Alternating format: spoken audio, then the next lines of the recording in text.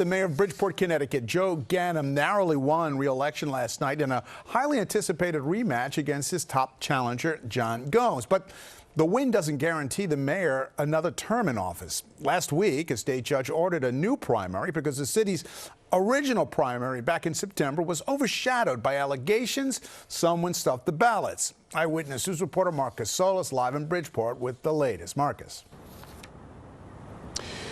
Well, Dave, Joe Ganim says that it is very clear that he has been selected twice by voters in the primary and the general election, that the will of the people should stand. But it is still very much up in the air. A lot of legal wrangling still going on. At this point, the only thing for sure is that the next mayor of Bridgeport will have the initials JG. To do a primary again after a legitimate general election seems, excuse the word, but I'll use it, asinine.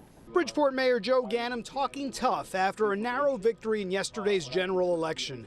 Ganim was behind after votes cast by machine were tallied, but the absentee ballot count gave him a slim 175-vote win, a win that might not actually count. It's fundamentally unfair, and I'm asking that we stop this. What are we going to do, an election next month and in January and the month after that? For challenger John Gomes, it's deja vu all over again. He was also ahead on the night of the Democratic primary in September, only to lose after absentee ballots were counted. But security footage surfaced showing a City Hall staffer and other Ganim supporters allegedly stuffing collection boxes. A judge has ordered a new primary, but Gomes nearly won last night's election outright, running on the independent party line. I am not a sore loser. If I had lost on the polls, on the primary, and on the general, I would not be sitting here.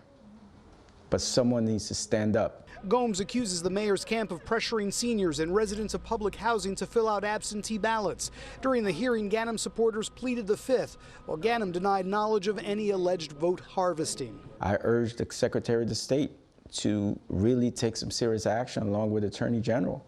I even want the federal government to get involved because we cannot expect a different result with the same broken system. It's time. This is an injustice. Well, there is a state election enforcement commission investigation underway, but in the meantime, the clock is ticking. A judge has set November 10th as a deadline for lawyers to come together and set a date for that new primary. Then again, the mayor does have the option to appeal that ruling, which would only extend matters further.